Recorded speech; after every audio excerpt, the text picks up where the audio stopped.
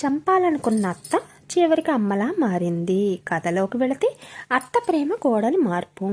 ఒక చిన్న గ్రామంలో లక్ష్మమ్మ అనే అత్త ఉండేది. ఆమెకు ఒకే కొడుకు. అతనికి గీత అనే అమ్మాయిని పెళ్లి చేశారు.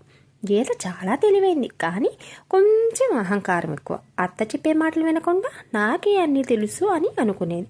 లక్ష్మమ్మ మాత్రం చాలా మంచిది, కోడల్ని ప్రేమగా చూసుకునేది. ఒకరోజు గీత కనిపించింది. ఈ అత్త ఎప్పుడూ నాకు ఉపదేశాలు చేస్తూనే ఉంది. ఆమె లేకపోతే నాకు బాగుంటుంది. అందుకే ఆమెకు ఒక వైద్యుడిని దగ్గరికి తీసుకువెళ్ళి నాకు నా అత్తని మెల్లగా చంపే మందు కావాలి అని అడిగింది. వైద్యుడు ఆమె మనసును అర్థం చేసుకున్నాడు. అతను ఒక మందు ఇచ్చి చెప్పాడు, ఇది నెమ్మదిగా పనిచేస్తుంది, కానీ ఒక షరతు, నీ అత్తతో ప్రేమగా ఉండాలి, లేకపోతే అనుమానం వస్తుంది. గీత అంగీకరించింది. మార్పు మొదలయ్యింది. ఆ రోజు నుంచి గీత తన అత్తతో ప్రేమగా మాట్లాడటం మొదలుపెట్టింది.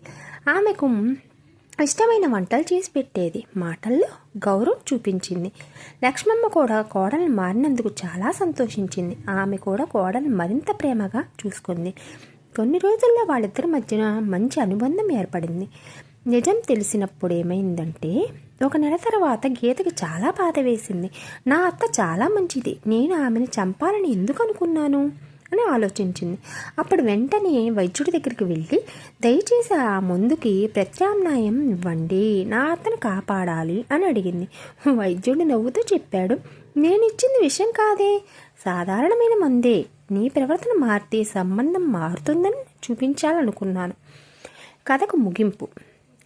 గీత తన తప్పు తెలుసుకొని అత్తని క్షమాపణ కోరింది. ఆ రోజు నుంచి వాళ్ళు నిజంగా తల్లి కూతురు లాగా జీవించారు. కథలోని నీతి ఏమిటంటే, ప్రేమతో సహనంతో ఏ సంబంధమైనా మార్చుకోవచ్చు. Like, share, subscribe my channel.